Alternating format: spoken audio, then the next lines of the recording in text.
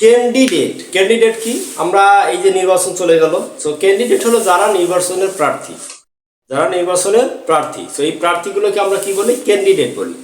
আচ্ছা, তো আমরা একটু লিখছি এখানে ক্যান্ডিডেট, ক্যান্ডিডেট।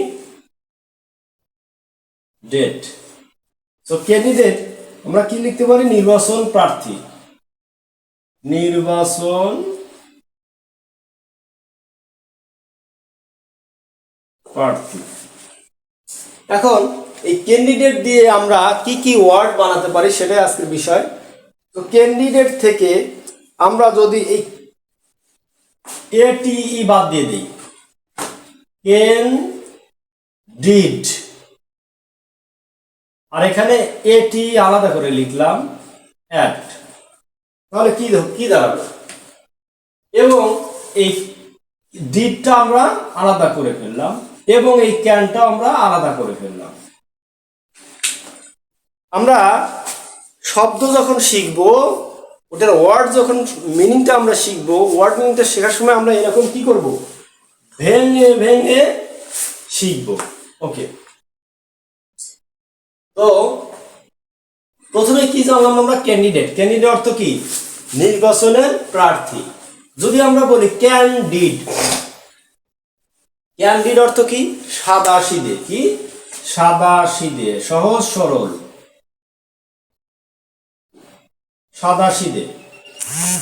ওকে, সাদাসিধে, সাদাসিধে। ওকে, এক অর্থ কি? আমরা জানি এটা একটু। ইট অর্থ খাওয়া, ইট অ্যাট হলো কি? V2 পাস্ট ফর্ম, খাইলো।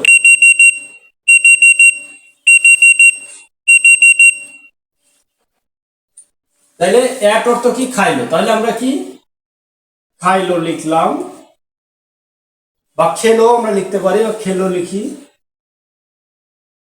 Past form. ডিড অর্থ কি? ডু অর্থ কি? করা। ডিড অর্থ কি? করলো। তারপরে কি? ক্যান অর্থ কি? পারি। তাহলে আমরা কিন্তু এখানে অনেকগুলো ওয়ার্ড শিখে গেলাম। আচ্ছা, এখন আমরা এই ক্যান্ডিডেট থেকে শুধু যদি আমরা বলি DATE, DATE, date, sorry. So date অর্থ কি আমরা জানি? ডেট অর্থ কিন্তু আমরা সবাই জানি যে ডেট অর্থ কি? তারিখ। কি? ডেট অর্থ তারিখ। আচ্ছা, তো আমরা এখানে তারিখটা লিখে ফেলি।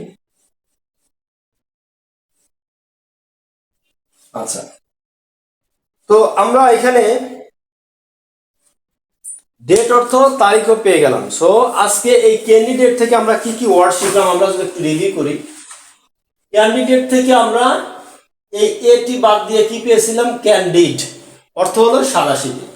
আচ্ছা, এই ক্যান্ডিড লেখার পরে আমরা ক্যান এবং ডিড আলাদা করেছি। এই যে আমরা লিখেছি ক্যান, এখানে লিখেছি ডিড। ক্যান অর্থ পারি, ডিড অর্থ করলো।